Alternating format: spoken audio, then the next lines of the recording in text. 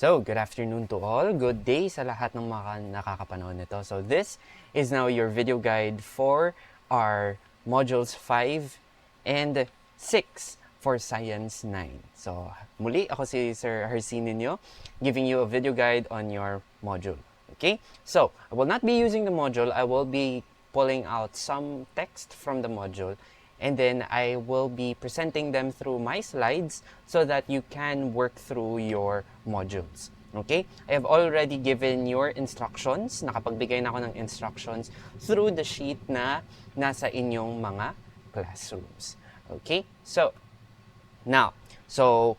basically we have right now on Module 5 and 6 is focused on the concept of conservation of mechanical energy. So, first thing, we have your Module 5 introducing the concept of conservation of mechanical energy. But first, we'll talk about what is mechanical energy first. So, mechanical energy is the energy that an object has because, mechanical energy is the energy that an object has because of its movement or its position. Basically, if you have an object in space, in 3D space, if it's moving, kung gumagalaw, kung naglihok ini siya nga butang, kung ara siya sa lain nga posisyon, let's say for example on a higher position, may ara siya ay mechanical energy. Now, ang mechanical energy pwede naton siyang tungaon sa duha ka klase. Meron ka tay potential energy kag kinetic energy. Potential energy is the energy that an object has because of its position or state. Kung ara siya sa mas igbaw na butang, ang aton, let's say may ara katay ligid, nga gusto naton may ara siya ang ligid ara sa igbaw sang buntod. Ara siya sa igbaw sang buntod, tungod kay mas taas man ang iya posisyon relative to the ground, it has potential energy. Now, kung ang ligid, imulat siya, di ba may springy, may pagkatig-atig man siya, mubanda man siya. Because of its state, tungod kay springy siya, may aralat siya ay potential energy, may pagka-spring siya. So, that's your potential energy. Now, potential kay potential pa lang siya, wa pa lang siya mahimong tinuod. Wa pa lang siya nilihok.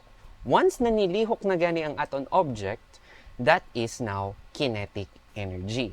Now, kinetic energy is the energy that an object has because it is moving. Tanan naglihok nga butang na ay kinetic energy. Aray kinetic energy. Kung wa siya maglihok, wa siya kinetic energy. Pero kung ara siya sa igbaw ng bahin, kung taas iyang posisyon, or may ara siya state na makastore siya sang energy, that is potential energy. Okay? Now, so mechanical energy, pwede na siya nga potential kag kinetic, pwede nga combination. Now, aton siyang gamiton. Let's use this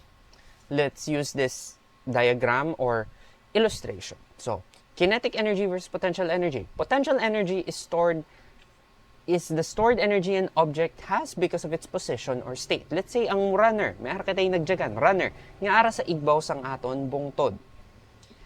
Because ara siya sa igbaw sang aton buntod, it has potential energy. Pero once wa pa siya maglihok, potential energy pa lang na siya. And then once nga mudyaga na siya paubos ang aton buntod, that potential energy mabag-o siya, mahimo siya nga kinetic energy. So, somehow you can think of potential energy as kinetic energy that is waiting to happen. May potential padung pa lang siya. Again, kinetic energy is the energy in motion. Energy of objects in motion. Kapag may gumagalaw, na object, we have now your kinetic energy. So, potential, it is stored energy. Nganong stored man siya? Wa pa man naglihok ang aton butang. Wa pa man siya nilihok. Once ganyan nalihok, that energy will become kinetic. That potential energy will become kinetic energy. Now, aton pananawan. Now, we have different forms of potential energy. First, we have your gravitational potential energy or GPE. The energy possessed by an object due to its position or location. Let's say for example, ang aton mga kung may ara kay mga butang nga mas nga gibutang nimo sa taas, it gains potential energy, gravitational potential energy to be specific. Now, kung ara siya sa igbaw, mas taas yung gravitational potential energy. Kung ara siya sa ubos, ara siya sa ground level, wala siya gravitational potential energy.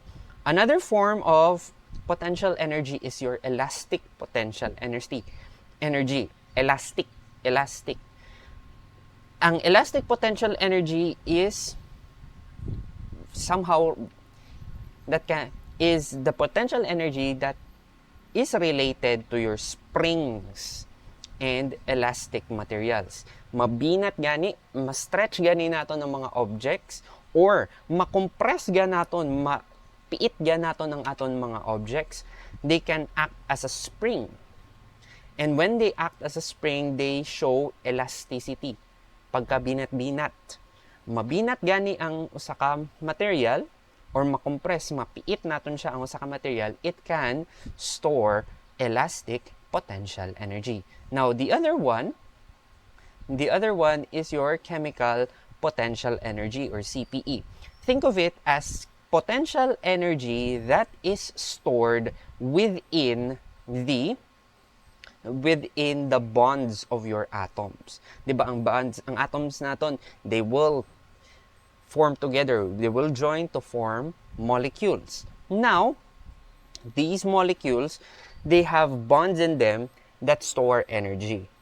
Once you break them, you release the energy in between the bonds. That is your chemical potential energy. So once again, if you have an object placed higher above the ground, that is your gravitational potential energy. If you have materials, may mga gamit ka or objects nga gibinat or gicompress, gipiit, may energy latin na siya nga ma-store. That is your elastic potential energy. And then, the potential energy in between your atoms and molecules, because of their bonds, of their chemical bonds, that is your chemical potential energy. So, muna na siya. Now, ang aton isgutan is this specifically two. These two. Gravitational potential energy and elastic potential energy. Later on, in chemical potential energy should have been in our discussion for heat engines. Muna siya. Kaya lang hindi na natin siya aabutan. I hope I can still provide you with the information on that. Okay? Now, ari kita. So, na naman ang konsepto sang conservation of mechanical energy. Last time, akong gi-mention, sa conservation of momentum, once something is conserved, it remains the same. Okay? So, it remains the same. So, kung conservation of mechanical energy, pasabot ana, we are conserve ang mechanical energy within a system, meaning aton gitan-aw nga mga objects, will remain the same. Start, pila ang iya mechanical energy, kagang end, pila ang iya mechanical energy. Parehas lang yapon. The total energy of the system, which includes the potential and kinetic energy, doesn't get lost, but instead changes forms as long as only certain types of forces are acting. Kung walay iban nga forces nga magsamok-samok or muintra sa aton consideration, ang mechanical energy sang usa ka system parehas sa sugod kag sa katapusan. It will remain the same and energy will not get lost. Muna siya ang aton ano. So, one of the examples, simple lang, swing. Ang aton mga swing, kung ara kita sa kumbaga sa kabataan natin, we have swings. Nagsugod ka nga, when you pull yourself up, may arak, once nga imo ina ipataas imong ang swing nimo, you have higher potential energy kay nitaas man ang imong swing. Now, as it moves down, the energy na imong na-gain gikan sa pagsaka sa imong swing, imo na siyang i-convert to the motion. Mahimo siyang kinetic energy. And then once nga paakyat na walat balik, ang imong kinetic energy mabalik na lat siya into potential energy kay ara ka naman sa ilawom. Sa abante. So magana ka, potential, kinetic, potential. Potential, kinetic, potential. So, if there are no other forces that would steal energy from the system, like for example, friction, magbag-id man ang bearing, magbag-id man ang aton PC sa aton swing, or a resistance, wala kay hangin nga kalaban, kumbaga dili ka hagoras, di ka makasugat sang hangin. If one naton siya i-consider, kung dili naton i-consider, should be kung nano ang kakusog nimo, it will remain the same because there is no energy loss. Okay? Now, sa Module 6 naman, ang aton naman paghisgutan. So, kumbaga, Module 5, ang gimension, nano gayod ang potential kay kinetic energy, and then, nano man ang kinahanglan, and then, what is conservation of mechanical energy. Now, ato naman siyang butangan sang numero sa Module 6. Module 6 is the law of conservation of mechanical energy. Again, musulti gani kitay law, we are looking at what will happen.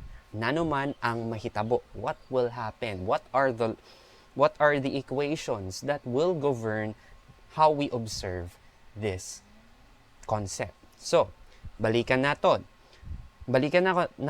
Now, this one right here, what is potential energy? If we're talking about gravitational potential energy,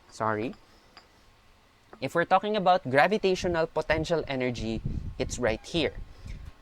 Potential energy is PE is equal to mgh. Muna siya ha? This is gravitational potential energy. May lain-lat kita sa elastic potential energy pero wala siya naton gi-include sa aton learning module. Okay? Now, gravitational potential energy is mass times acceleration due to gravity multiplied by height. So implications ana, two things. One, heavier things have more potential energy than lighter things. Kay kung mas dako ang butang, mas dako ang mass, ang acceleration due to gravity kay 9.8 meters per second per second squared malanggid din ha.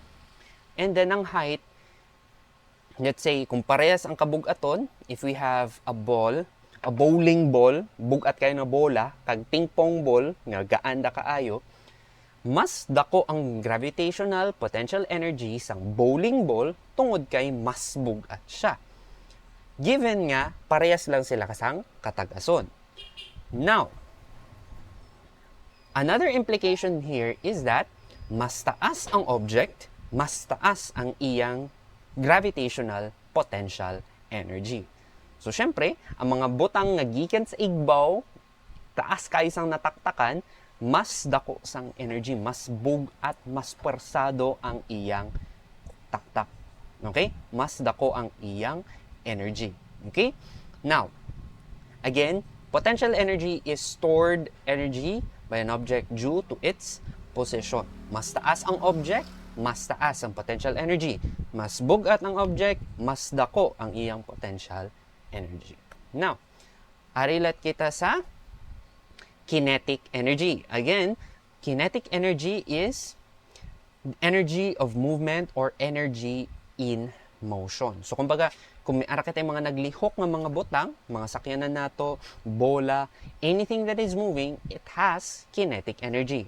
Now, ang iyang, walang nakon siya maano. Okay, let me correct this one. Okay, so, Kinetic energy, once again, is energy due to change in position. Once we are changing in position, we have your motion.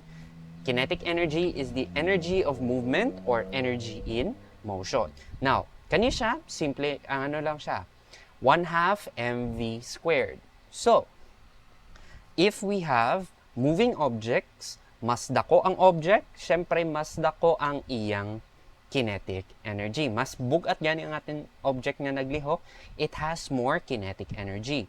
But, ang main gyud na makadetermine sang kadakuon sang kinetic energy is right here, your V, or velocity. Sa aton formula, which is 1/2 mvm multiplied by v squared, meaning a double increase, magdoble ang aton velocity, mo 4 times ang aton velocity. Nga naman, doble, naka-square man ang aton velocity. So, mas paspas ang object, mas dako nga velocity. Mas paspas ang object, taas ang velocity, mas dako ang iyang kinetic energy. So, balikan naton. We have your potential energy right here. Ang atong gipakita is gravitational potential energy. And then right here, we have your kinetic energy. Now, aton hisgutan ang total mechanical energy. Again, potential and kinetic energy are forms, mga klase lang siya sang mechanical energy. Kung aton silang upuron, aton silang isum, that is total mechanical energy or mechanical energy per se. Now, ang unit sang energy, whether it is mechanical, chemical, other kinds of energies pagayod, the unit for energy is what you call your joule. Joule. Dito siya joule, but joule. Now, 1 joule is equivalent to 1 kilogram meter squared per second squared. Medyo weird na siya na unit, but it is a measurement of energy. Okay? Now, simply put, ang mechanical energy is the sum of the potential energy and the kinetic energy of an object. Ang potential energy, ano natin pagkuha? Kung aton gimin is gravitational potential energy, nanuya kabog aton, pila ang iyang height gikan sa duta? mgh. Kung ano naman, ang aton naman hisgutan is kinetic energy, that is 1/2 mv squared. Pila ang iyang kabog aton, pila ang iyang velocity na aton i-square. That is, then, i-add naton ang duha ka values. We have now the object's total mechanical energy. Simple lang. ME is equal to PE, potential energy, plus kinetic energy. Ganun lang po siya ka-simple. Now, that is now your law of conservation of mechanical energy. Now, aton tanawa. Now, for any mechanical process that occurs inside an isolated system and involves only conservative forces, the total mechanical energy is conserved. This means that the total mechanical energy remains constant in time. Sir, bakit ang weird ng terms na to? Let me break this down for you. Okay? So, if there is any mechanical process, meaning mga naglihok pa lang aton mga objects, wa siya nasunog, wa siya nag-release sang other forms sang energy. Paglihok lang gayod. Mechanical gani, just pure. Naglihok lang or di naglihok ang aton mga objects. Inside an isolated system. Wa nailain pa nga forces na naka-apekto sa aton mga butang na naglihok. And involves only conservative force. Ano naman yung conservative force? Inang mga force nga bahala, ang work na nahimo is independent of the path taken. Basically, dili siya mang-iban sang energy gikan sa aton mga naglihok nga butang. If inana ang conditions, total mechanical energy is conserved. Now, Sir, paano hindi to ma-apply? Kunyari, once may ara kitay bola nga nagligid, let's say, for example, may ara kitay bola nga nagligid, gikan sa tuktok sang buntod, paubos, it will remain. Kumbaga, kung walay friction, walay air resistance, way mupugong sa pagligid sang aton bola, kung pila ang iyang potential energy gikan sa sinugdanan, nya ang iyang kinetic energy sa ilawom, pag-abot niya sa last niya part, that should be equal. Ang total mechanical energy at the very start is the same at the total mechanical energy at the bottom. So, wala siya dapat sang pagbago. Kaning aton na, no? Again, once again, may ara katay mga delta values. But then again, simple lang po yan. Pag sinabi nating delta, that is change in the value. Ang change in mechanical energy po natin ay dapat 0. Okay? Now, again, ang mechanical energy is composed of kinetic and potential energy. Now, mas masamtan natin ini siya nga concept if ibutang natin siya sa aton diagram. Now, kaibaw ko, this diagram is in your modules. So, let's make it. Okay. Let's make sense of it. Okay? So, let's say we have a pendulum. Ano meaning pendulum, sir? You have a mass supported by a thread or a line in ang bar. Basta, ara siya, nagbitay ang aton bola. Now, at point A, sa gikan sa pinakatuktok, may ara siya ay potential energy. Nga naman, nagbitay ang aton bola, ara siya sa igbaw. Pag bira naton siya ipaigbaw, it will gain gravitational potential energy. In this case, sa aton illustration, may ara siya 10,000 joules of potential energy. Naglihok na ba ang aton bola? Wala pa. So, wala pa siya kinetic energy. So, once na aton siyang buhian ang aton bola, again, objects will try to fall down because of the gravity of the earth. Literal. So, while it is falling, the potential energy na ara sa aton bola ma-transform, ma-change siya into kinetic energy. As the pendulum starts to move, the potential energy decreases while kinetic energy increases because of the change in position. Tungod kay nagkaubos naman ang aton, ni kanaog naman ang aton bola. Now, at point B, ari diri sa point B, so syempre sa iyang pagkanaog, some of its potential energy is not necessarily lost. Kumbaga, lost lang ang atong giterm, pero ang kamatuoran ana, it was converted, na pulihan, na change siya para mahimong kinetic energy. So, tanawon naton. Potential energy, 5,000 joules na lang. Ano man, kinikanaog naman ang aton bola. Pero, naglihok na ang aton bola tungod sa iyang pagkataktak. So, sa iyang paglihok, may ara na latsay 5,000 joules of kinetic energy. So, pila ang total? Kalina nagsugod kitay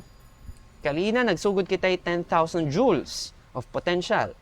Ang kinetic, 0. So, ang total, 10,000. Pag abot naton sa second, sa point B, ang iyang potential kay 5,000 na lang. Ang iyang kinetic, 5,000. Ang total, 10,000 gyapon. Okay? Now, pag abot naton sa point C, wala na. Ara na kita, gikan sa pinakataas na parte sang aton sang pendulum, sa tumbola na nakasabit. Pag abot niya sa pinakaubos, haiman siya sa pinakaubos nga bahin, kung ara na siya sa tunga, ara na siya sa pinakaubos na bahin. Now, all of that potential energy na iyang na-gain gikan sa sinugdanan, iyan ang na-convert tanan as kinetic energy. So, pila naman siya? That is now your 10,000 joules na siya. Wala na kitay potential energy, kay wala naman siya sa igbaw. Pero, tanan potential energy, nahimo na siyang kinetic energy. Kay, ang aton bola, naglihok naman. Now, Pag abot diri padung C to D, ining C to D, baliktad naman ang mahitabo. Ang kinetic energy naman ang matransform balik padung potential energy kay nagkasaka naman balik ang aton bola. Nagpataas naman gali siya pabalik. Kumbaga nitaas na siya. So as it moves up, it will gain potential energy and it will eventually lose kinetic energy. Sa iyang pagsaka, makakuha siya balik sang potential energy, pero sa iyang pagsaka, mahutdan, mawad-anlat siya sang kinetic energy. By the time nga maabot siya sa point E, diri sa pinakaigbaw, wala na. Hurot na ang iyang kinetic energy, dili niya siya maglihok, pero nakaabot siya dito sa igbaw. And then the cycle will continue. Muna siya ang aton pendulum. So at the very start, may ara katay potential energy gikan sa pinakaigbaw. Sa pinakaubos, wala na potential energy, puro na lang kinetic energy. Nya inigbalik diri sa igbaw, puro na lang potential energy, wala na kinetic energy. In between, kaning sa D, kag sa B, tunga-tunga. May ara siya potential energy, tag kinetic energy na magka-upod. Okay? So, ano siya. Any loss of potential energy will result to a gain in kinetic energy and vice versa. Kung may mawa nga potential energy, mahimo siyang kinetic energy. Kung may mawa sa kinetic energy, mahimo siyang potential energy. There is no loss of energy in the system and therefore energy is conserved. Therefore, the mechanical energy at any point in the pendulum is constant. So, dapat ninyong mandaan, anywhere in its motion, dapat ang total sang iyang mechanical energy is the same. So, wala siya. Hint na siya sa inyong mga activities. Now, amo ang kinanglan ninyo. From one point to another, ang total sang mechanical energy kay dapat parehas. Pero, ang potential kag kinetic energy magkapuli-puli. Mugamay si potential energy, mudako si kinetic energy.